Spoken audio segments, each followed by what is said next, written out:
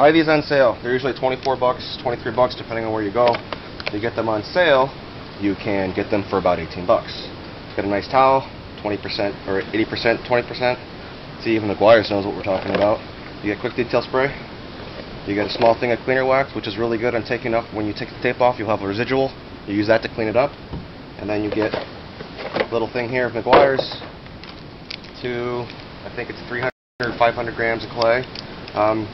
Break it in half and spread it out thin. Use both sides. 1, 2, 3, 4 applications. Okay, right there we got some bird shit. Just going to take our clay. To start with, we're going to do the entire car with this stuff. Usually what I'll do is throw it on top of that. I usually just throw it on top of the pad.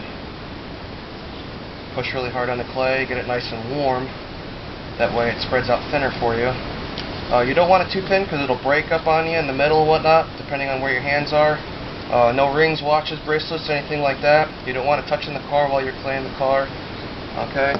You spray your clay lube on the clay, and then spray the area where you want to work. And basically what you're going to do is just going to go like this in circular motions until it is gone. Just like that. Okay, this is what happens if you leave tree sap on your car. It turns into this really hard nastiness, which is almost impossible to remove. What we're going to do now is start doing some polishes. So we got everything clean. We got the car clayed. We got some severe swirling, as you guys can see. I know from experience that I'm going to start with an orange pad, and I'm going to go maybe to a number 3, but I'm going to start with a number 2 and see how it comes out. Okay, with the quarter cable, you want to put the stuff on the outside of the pad, because if you put it on the middle of the pad, it'll dry up, really bind up on you, and you'll find yourself using an IPA wipe down to take all the polish off. It'll be harder to break up. So basically what we'll do is we'll do a 2 by 2 foot area, spread it all on the car. Actually, I got a little bit too much, but this is my first application, so that's normal. Put it on a speed of 3. Rub the product in, both directions.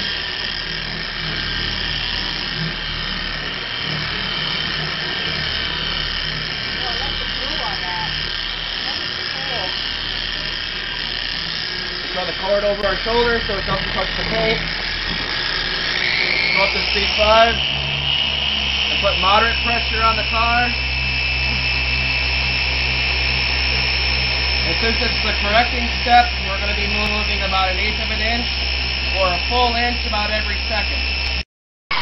Okay, so we'll go like this all the way through until we get to our stop point. And then we'll turn around and we'll go this direction with it to break the polish down a lot more.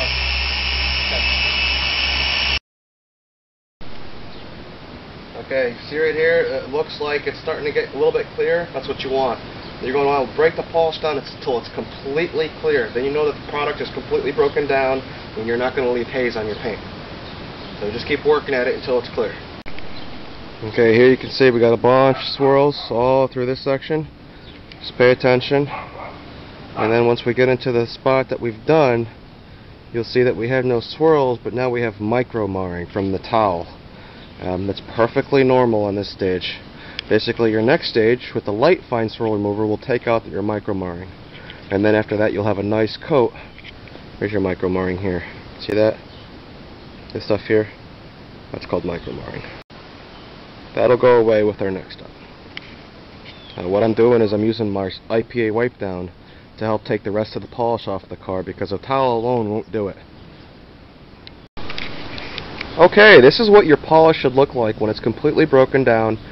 It'll probably take a good hood before you actually have the pad saturated enough, because when you start you'll have too much product on. That's why I use the alcohol to take it off. And as you can see, there are no more swirls on her car. And we got nice definition in the sunlight. We can see some clouds. Now we can pretty much stop using the IPA because our pad is going to be looking quite well, and we'll just use a little bit less product on the pad, and that'll prevent us from putting way too much product on the car. Okay, it's really good to get one of these halogen lights. It really helps you show the swirl marks that are in the car. As you can see, it's really bad on this car. We can go back over to a panel that we've already done, and you can see that there's a dramatic difference, except for right there where we stopped.